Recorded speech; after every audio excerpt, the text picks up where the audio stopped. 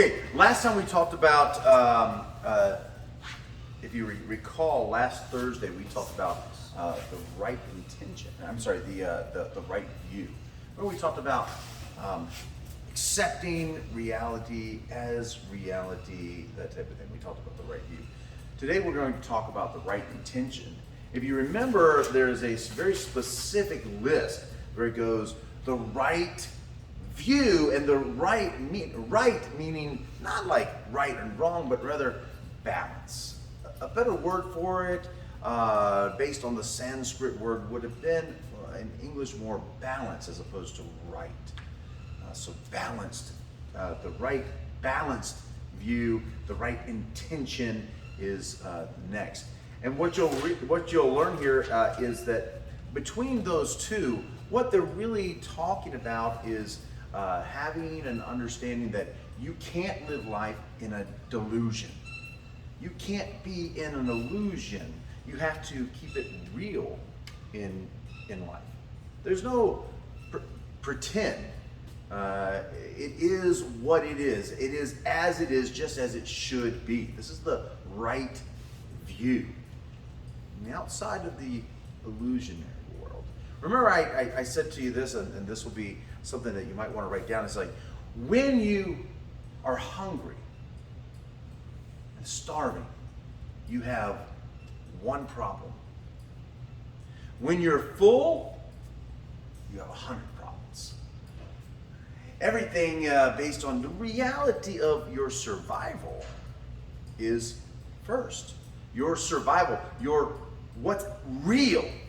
You don't get much more real than starving. If you've ever been starving in your life, we had this conversation before, but if you've ever been starving in your life, believe me, it's the only thing that you think about. You know have you ever been a full 24 hours without food? Never? Mm-hmm. You have that? Have you? Yeah. I would challenge you guys to do it. Do a fast. Do a 24-hour fast. You learn really quickly that you get hungry. Now try 48 hours.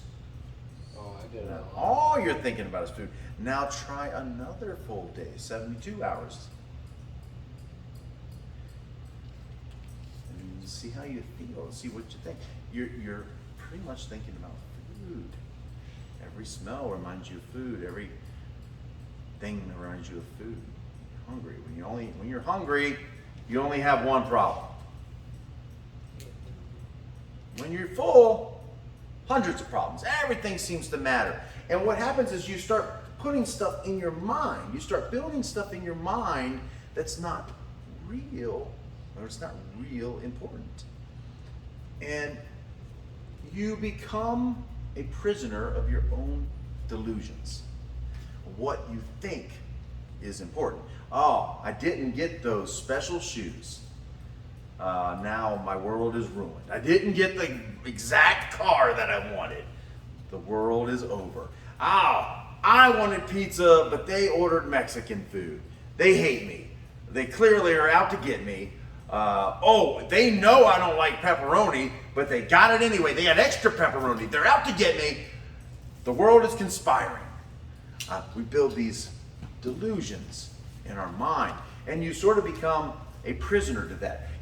If you're actually in bondage, if you're actually starving, you're actually a prisoner, you're actually limited, okay, I get it, I understand that. But if you are suffering because your freedoms, then that's a tragedy. If you're suffering because your freedoms, that's a tragedy. And what do I mean by that? If you are not starving, if you're not worried about your survival and you build these delusions in your mind, then you're suffering from your freedoms. You have the freedom to choose what you want to do. You have the freedom to choose your perspective. You have a freedom to choose your decisions. But if you allow your freedoms to control you by building these fake matrix-style illusionary delusions, then that's a tragedy.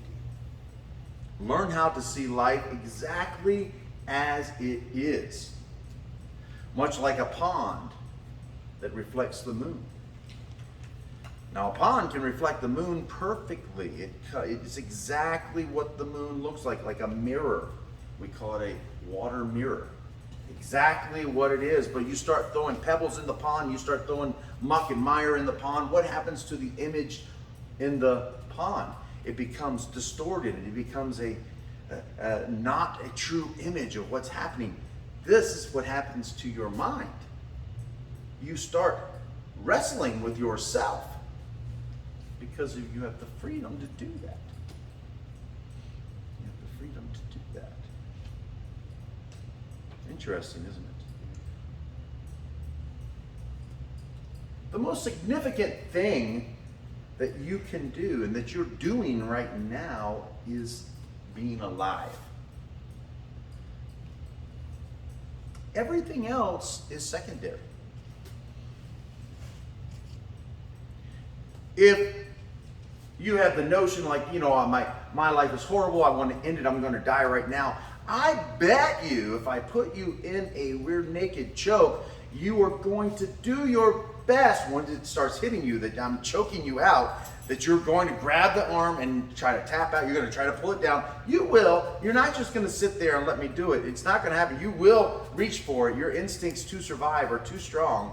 And this is how human beings are. They are programmed to survive. So when we're thinking these things, we forget that the most significant thing that we can do, and we are doing, is surviving and living right now. The things that we get upset about are mostly insignificant. Mostly insignificant. Well, I'm angry because they called me this. Or I'm upset because they woke me up early. Or I'm pissed that I have to do a job that I don't like. Or I don't like how everybody leaves their stuff around. Or nobody did the dishes and now I have to do it. These are insignificant things. The most important thing is that you are breathing, that you are alive, that you are here now.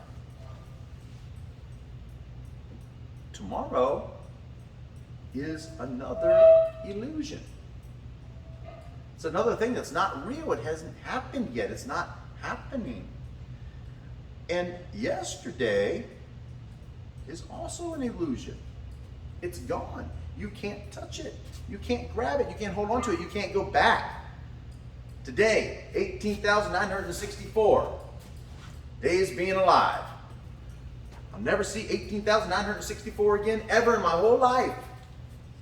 Maybe one day you'll see 18,964. But today I get to experience it. But I can never go back to 18,964 ever. Ever. So the most significant thing that you can do is know that you're alive. Here. Presently. And accepting exactly what is. My car breaks down. Okay. I don't get exactly what I want. Okay. There's a little story about a Sufi priest who would always say this prayer. He would always go, God, thank you for giving me exactly what I need. And his followers would follow him around and they would see him suffering. He didn't get any food. And he didn't have a place to stay. And he would get up and he would pray 5 times a day. He'd get up and go, God, thank you for giving me exactly what I need. And his followers were getting really frustrated and aggravated.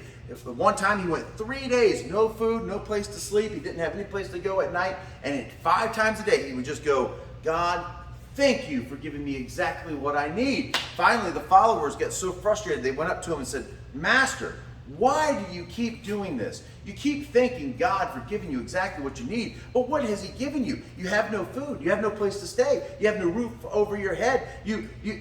We are in dire strait. Why do you keep thanking him for exactly what you have? And he said, he kind of chuckled and laughed and he said, I needed to go without food for 3 days. I needed it for my growth. I needed not to sleep for 3 days. I needed it for my growth. I needed to feel these things. I needed it to grow. So thank you for giving me exactly what I needed. He accepted things exactly the way they were and wasn't upset about it. My car breaks down. My daughter blows up my car. I could get really ticked off, be really upset and frustrated or like that, or I could just accept it. I needed a new car anyway. I don't really like the car payment. It's $400+ a month, but I needed to know how, I guess, to budget my money a little bit better. Save some money here and there so I can make the extra car payment. Remember what Miyamoto Musashi says. I've said it over and over again. I keep saying it again and again and again. So you remember, you put it in your filing cabinet. He says, accept all things just as they are, right? So this is the right view, to be able to accept things just as they are.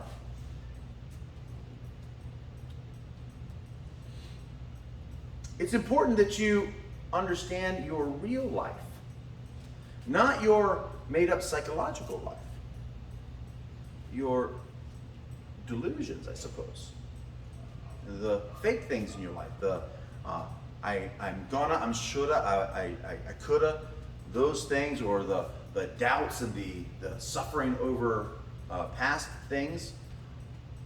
All of these things are not real.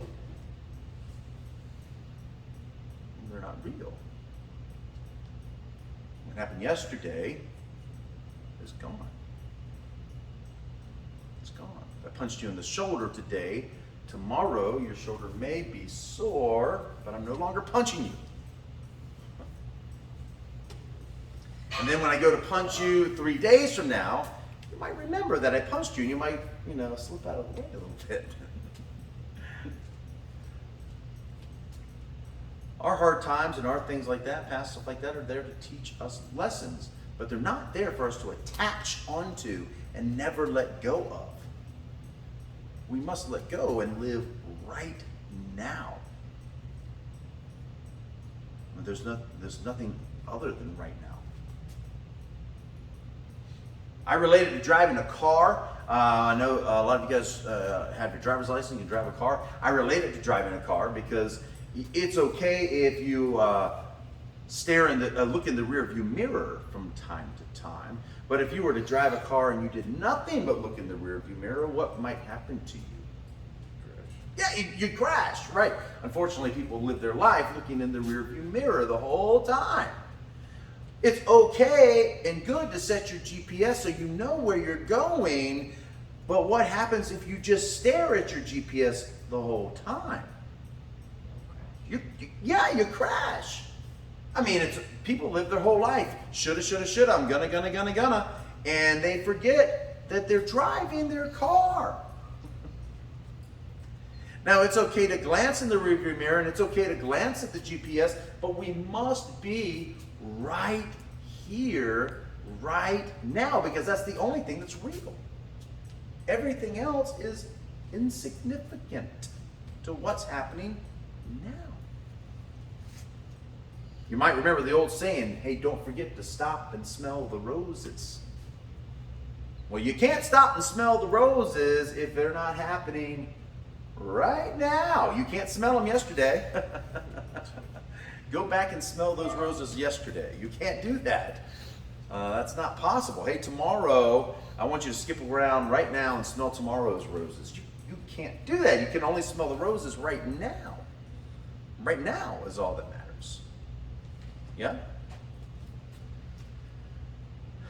So the best thing that you can do for yourself is pay attention and truly experience the life, not just life, real life.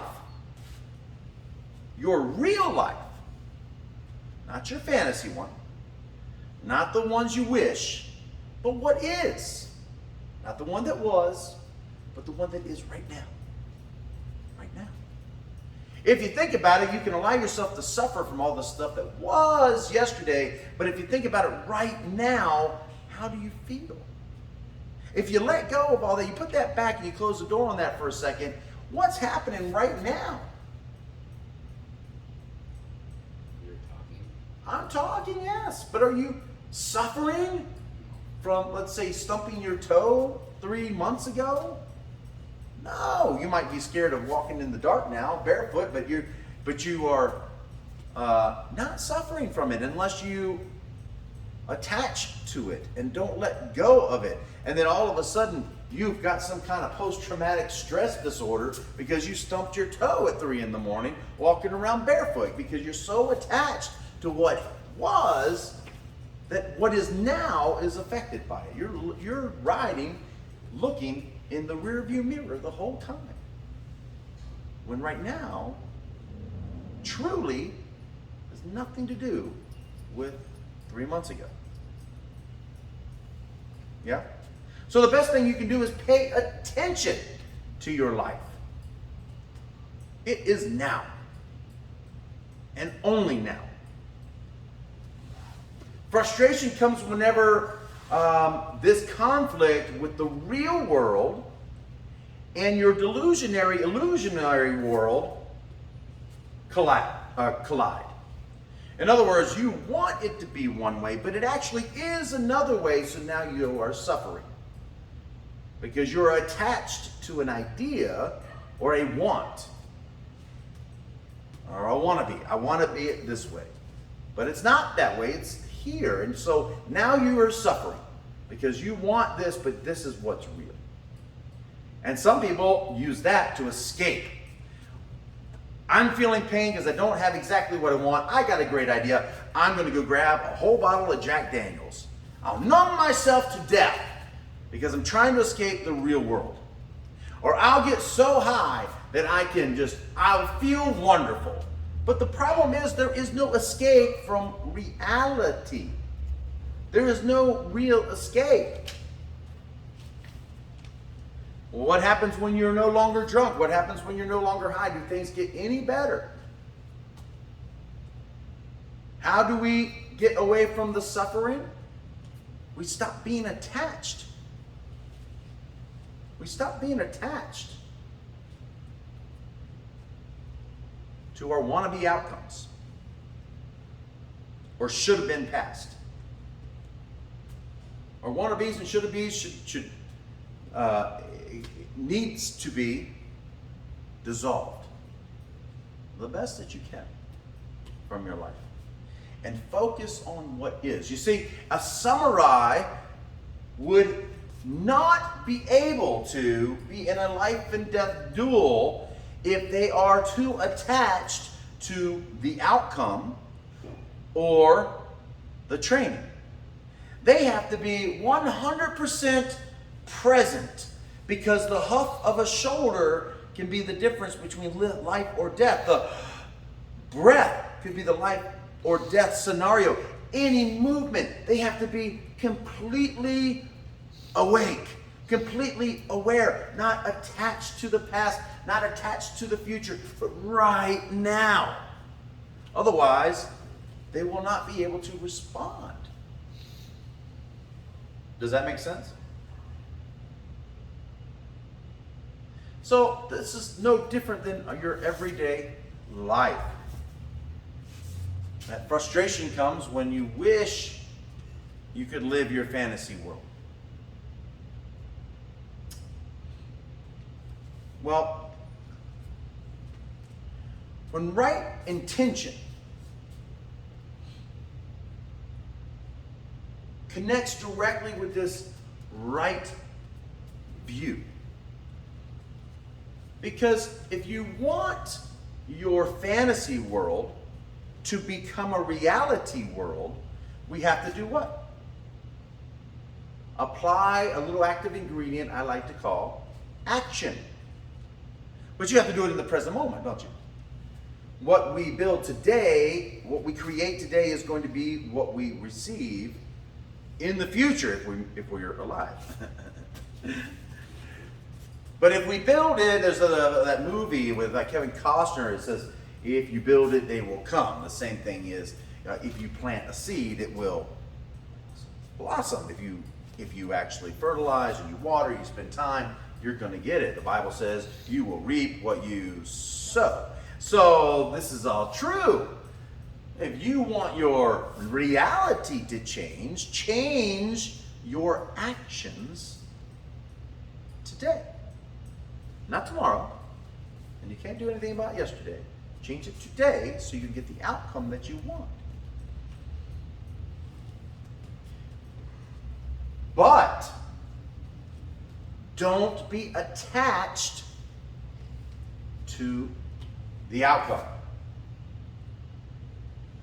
There's a famous Garth Brooks song that says, the greatest gift that God ever gave me was my unanswered prayer. And in the song, he tells this story about how he used to pray to God about being with his high school sweetheart. That's all he ever wanted, to be with the high school sweetheart. He was so attached to this.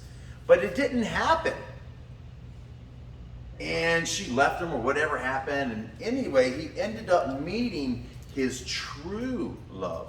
And so when they were at a local high school football game, they all came together for a reunion or whatever. He saw his ex-girlfriend and he said, "Thank you for the unanswered prayer." Because that unanswered prayer turned into what he actually needed. So sometimes you're going to sow the fruit, you're going to put it in the ground, you're going to take action on it, and it's going to take you in a different direction totally. So what you're telling me is I could plant a grape seed and it might become a banana? No, but you can plant a grape seed and it might be bigger than you thought, or it might be smaller than you thought, or it might not bear the exact taste that you thought. It might have a seed and you thought it was seedless. You don't know. Okay. Anything could change, right?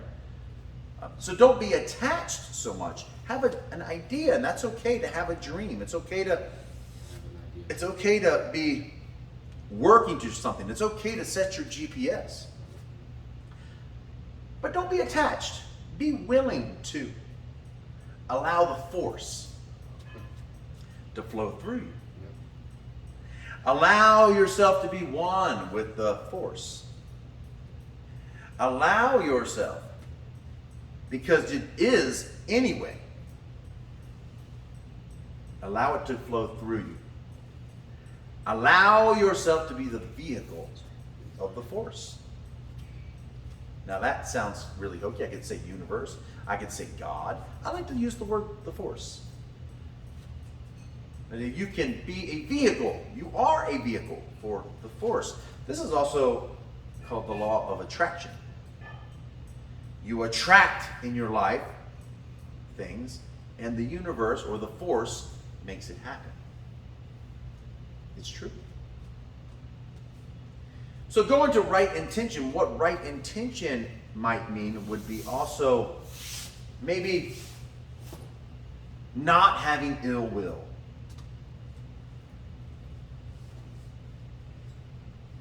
Not having ill will. Not having ill will, but that doesn't mean that you're always like Mr. Positive either. You don't have to always be rah, rah, rah. You don't have to. But you don't want to be Mr. Negative. You don't want to be the person who creates ill will. You want to be neutral.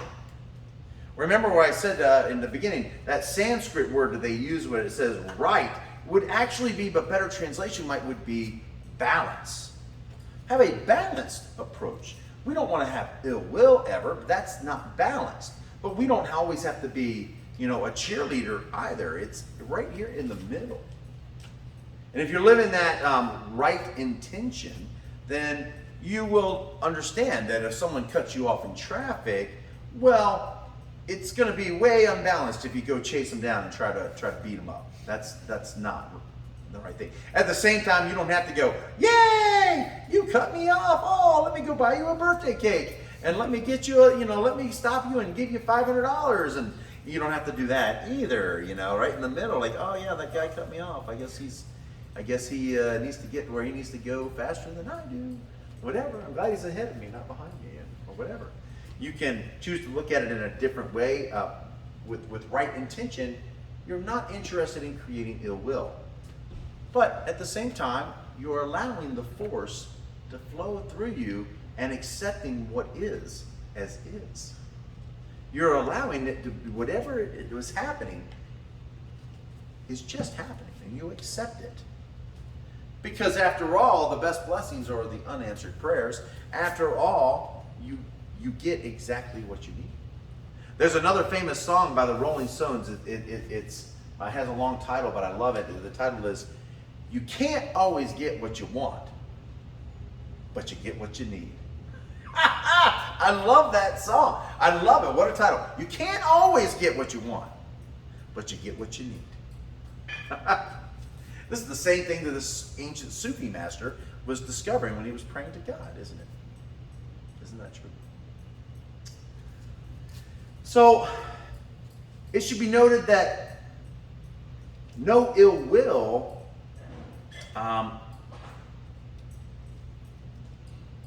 could bring out a feeling of love, compassion, and an absence of greed. This right intention, that would be the key. Having loving compassion and an absence of greed. Well, loving and compassion and an absence of greed is right here in the center. It's not so far over here that you have to become, like a saint or something. It doesn't suggest that. But when you live compassionately, what does that mean? You help others, and you you understand others' emotions. There's another word for that. It's also empathy. It's also being empathetic, putting yourself in someone else's shoes. So to be compassionate is to be empathetic. Is to have empathy for other people. When you have empathy for other people and you can put yourself in their shoes, that loving feeling, you can understand it, and you don't have interest in having ill will. You don't have interest in giving them harm. You don't have interest in seeking some kind of vengeance in some way. Greed is the same thing. You may be jealous of another person. They have a bigger room than I have. I'm completely jealous. Well, let go of that. Accept things as they are. Maybe your room is small because you need to learn how to organize better. Or maybe your room is small because who knows what the reason is. Discover it though. Enjoy right now. Live compassionately with empathy. Absent of ill will. Try to be devoid of greed and hatred. And mostly, don't live in a delusion. Well, I'm this, that, and the other. Well, what are you right now? Well, you don't understand. I have a mansion on the hill and 3 acres of land, and I have, I have a security force, and I'm famous, and I have paparazzi following me all around, and I have this, that, and the other. And what are you right now? Well, I'm all those things. No. Right now, what are you? You're Post Malone. Huh? You're Post Malone. Post Malone? No. I certainly hope not. What are you right now? You are a human being. What is it that human beings should be doing?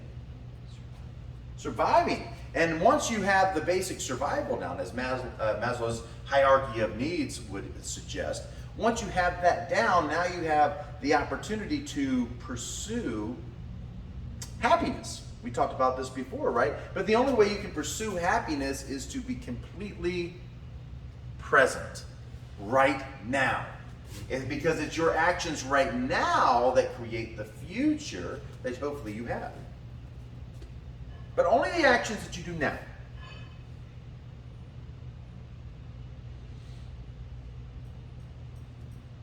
So right understanding is the absence of delusion. Right view is the absence of ill will, hatred, and greed. And accepting what is.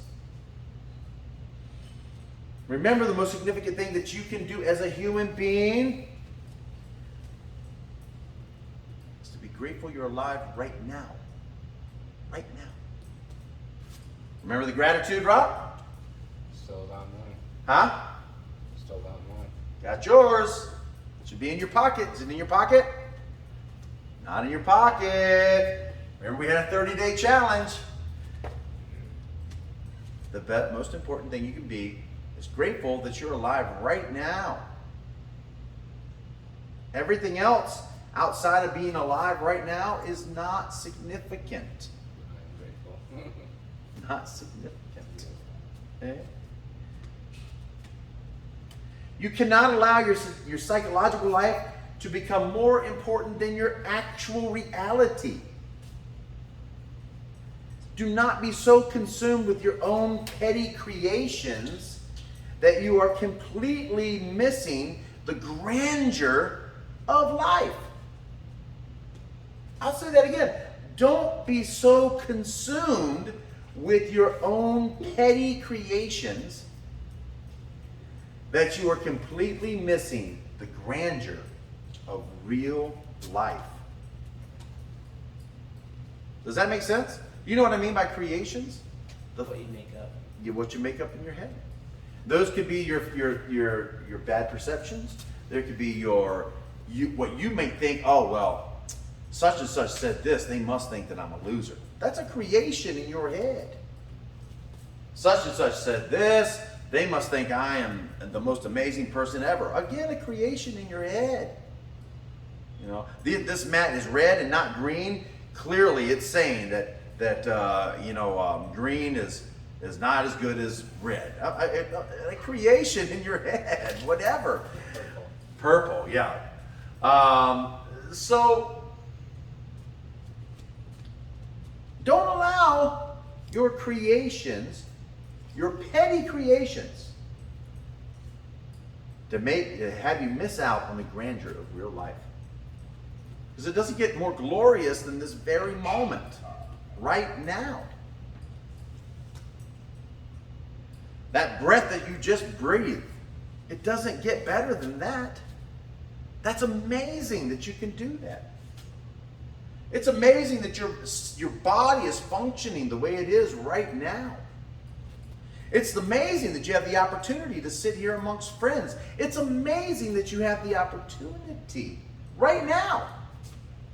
Despite what's going to happen, for dinner. Despite what's going to happen later. It's not happening right now.